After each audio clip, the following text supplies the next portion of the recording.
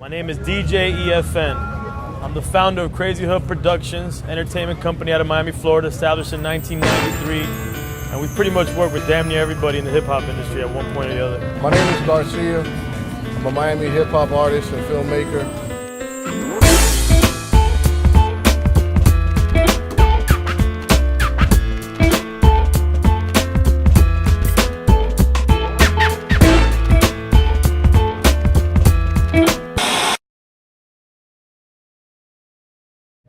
It's important for me to go to Cuba because basically I'm Cuban-American, and growing up Cuban-American, we're instilled very young, basically that we're Cuban. You know, I feel that not only are we proud Americans, but we grow up very much engulfed in Cuban culture to the point where we feel like we came from Cuba, even though we weren't born in Cuba. You know, I think it's a very humbling experience to see artists out there that don't really have the same means we have in America to try to create something of value and integrity at the same time.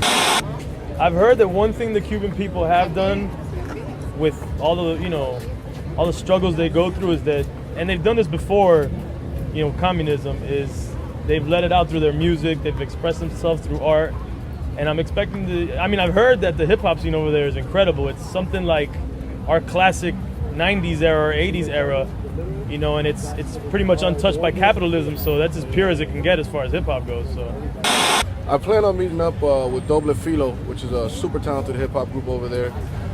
They've been putting in work for the longest. Their music is very inspirational. It's hip-hop in its rawest form. We're going to record a song together and actually shoot a music video over there, which should be a very, very ill experience. This is definitely not a political trip. This has nothing to do with politics. I really don't give a damn about the politics of it.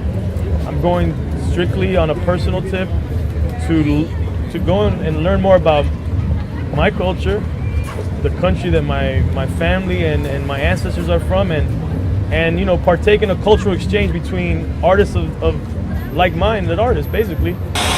My family isn't really crazy about me going to Cuba. We've been raised that any money going to Cuba, and even just by going to Cuba, you spend the money, doesn't really benefit the Cuban people whatsoever, because it's a dictatorship over there. So the money just goes to fund Castro's so-called revolution. But I'm not really going over there for any political reasons. I'm going over there really just to really experience what it's like for my people there under the Castro regime. I expect to see a lot of poverty in Cuba. I expect to see a lot of old school American cars in Cuba.